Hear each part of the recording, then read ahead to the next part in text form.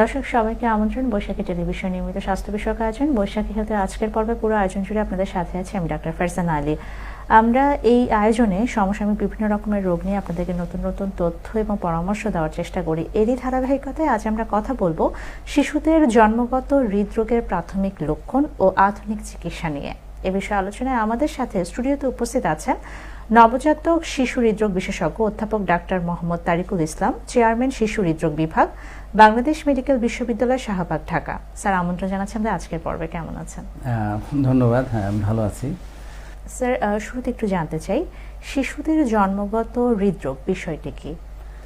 আসলে জন্মগত হৃদরোগ বলতে আমরা বুঝি একটা শিশু জন্মের সময় মায়ের গর্ভাবস্থা থেকে যে ত্রুটিগুলো নিয়ে জন্মগ্রহণ করে সেটাকে আসলে আমরা জন্মগত হৃদরোগ বলে থাকি। তো এই ত্রুটিগুলো নানান রকম হতে পারে।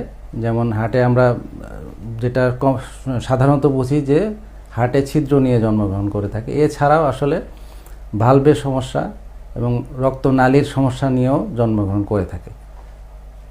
স্যার, আপনি জন্মগত হৃদরোগের বিষয়টা বলছিলেন শিশুদের। এই শিশুদের জন্মগত হৃদরোগ হওয়ার পেছনে কারণগুলো কি, কেন হচ্ছে? আচ্ছা, আসলে জন্মগত হৃদরোগের যে এক্স্যাক্ট কারণ কি সেটা কিন্তু এখনও আবিষ্কার করা যায় নাই। তবে অনেকগুলো ফ্যাক্টর আছে, যেমন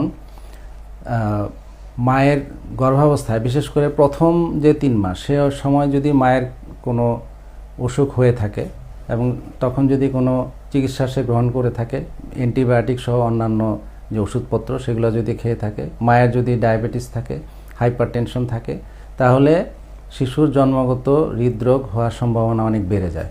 এছাড়া যদি ফ্যামিলিতে এরকম জন্মগত হৃদরোগের আগে হিস্ট্রি থেকে থাকে তাহলেও জন্মগত হৃদরোগের হওয়ার সম্ভাবনা অনেক বেশি থাকে। কিন্তু আসলে এখনও কেন হয় এক্স্যাক্টলি এই কারণটা এখনও নির্ণয় করা যায়নি। স্যার, আপনি বলছিলেন যে মায়ের যদি যখন শিশু মায়ের ওরষ্ঠজাত থাকে তখন যদি মায়ের কোনো ইনফেকশন হয় বা কোনো সমস্যা হয় তাহলে জন্মগত ত্রুটি হতে পারে, এবং এক্স্যাক্ট যে কারণটা সেটাও কিন্তু এখনো আবিষ্কার হয়নি।